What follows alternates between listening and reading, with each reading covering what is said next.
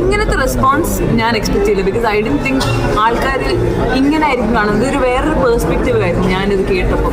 അപ്പം എനിക്ക് തോന്നി ഓക്കെ ഇങ്ങനത്തെ ഒരു ക്യാരക്ടറാണല്ലേ ഇറ്റ്സ് ടഫ്. ബിക്കോസ് അഖിൽ ചേട്ടൻ തന്നെ അപ്രോച്ച് ചെയ്തപ്പോൾ ഡയലോഗ്സ് ഒക്കെ കണ്ടപ്പോൾ എനിക്ക് ഭയങ്കര റിലേറ്റബിൾ ആയിരുന്നു. ഞാൻ എങ്ങനെ പറയും അങ്ങനെ ആയിരുന്നു. അപ്പം ഞാൻ പറഞ്ഞു അഖിൽ ചേട്ടാ I feel very close to the character, എനിക്ക് ഭയങ്കര സിമിലർ ആയിട്ട് തോന്നുന്നു. അപ്പോൾ അഖിൽ ചേട്ടൻ പറയാണ് റിയയുടെ രീതിയിൽ സംസാരിച്ചാൽ മതി. സോ എനിക്കൊരു ഫ്രീഡം തന്നുകൊണ്ട് ഞാനൊരു സിറ്റുവേഷനിലിരുന്നാൽ ഞാൻ എന്ത് പറയും അതേപോലെ ആയിരുന്നു ഞാൻ ചെയ്തത്. സോ ഐ തിങ്ക് അതുകൊണ്ടായിരിക്കും അത്രയും ജെന്യുവൻ ആയിരിക്കുന്ന പോലെ നിങ്ങൾക്ക് തോന്നുന്നു.